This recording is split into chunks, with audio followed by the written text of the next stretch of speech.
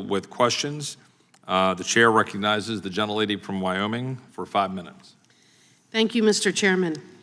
Birthright citizenship allows for predatory birth tourism practices in which foreign-born women come to the United States on tourist visas to give birth so that their children become U.S. citizens.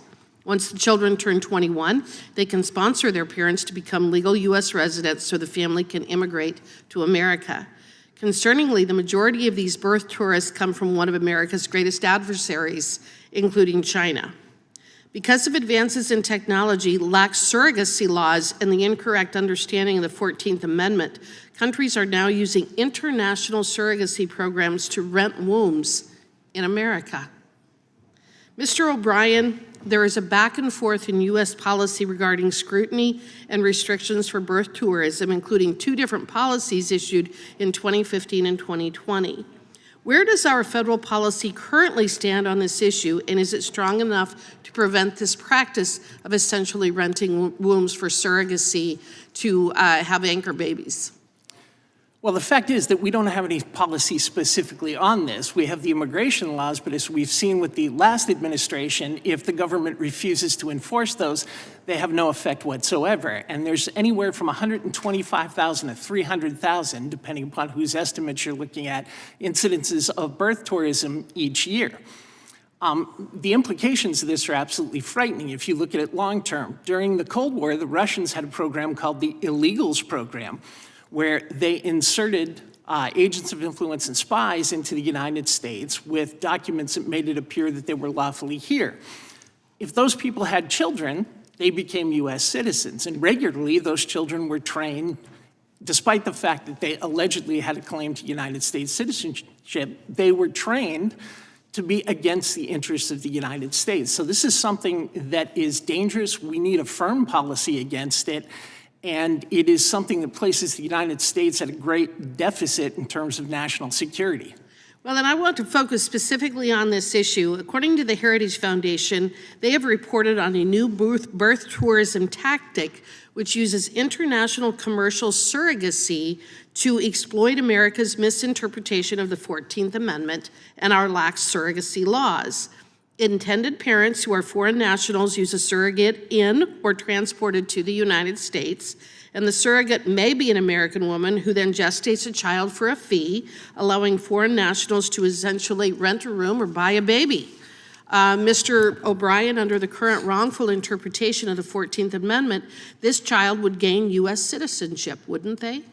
Yes, they would, and because the Immigration and Nationality Act has become a muddle under the weight of misinterpretations about various effects of provisions of the Act, that places the United States in a position where people with no connection to the United States who simply want to be here because they either don't like the political or economic conditions in their home country can then use the citizenship of an adopted child or a surrogate child to try and access the United States and then eventually get lawful permanent residence and become citizens themselves. So this form of birth tourism actually exacerbates the crisis we have with birth citizenship, requiring direct and exclusive allegiance, which should require direct and exclusive allegiance to the United States. Don't you agree? Yes, it does. It exacerbates it significantly. Well, what's very interesting is China banned international surrogacy, yet the international industry is disproportionately fueled by Chinese nationals who make up 41.7% of this surrogacy industry. Should this raise national security concerns that China is aggressively participating in a practice that it has banned in its own country?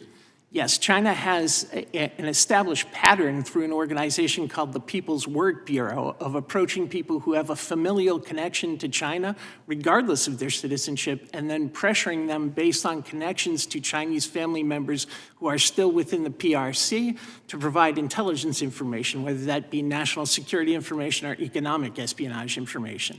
Well, and what's interesting is that these children who are receiving American citizenship, they receive that even if the parents intend to raise them abroad. What are the benefits of having a child with American citizenship?